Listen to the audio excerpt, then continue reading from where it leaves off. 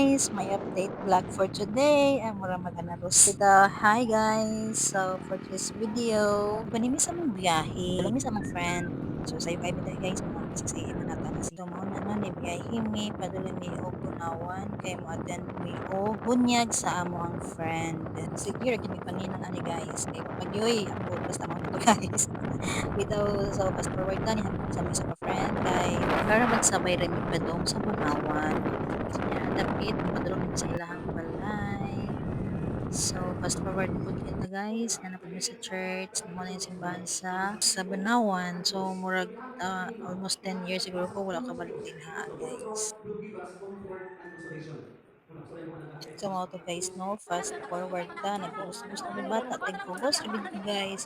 Tanawa na sila dahil guys, lahi na sila gipangdalag bata, kami nagyud ang way gidang bata, bata batuta na siguro. Wala, mahirap na lang ni. So to make the story short, mo na ano, kauli na po, mo na nangasay. So mga to guys, thank you for watching, babu.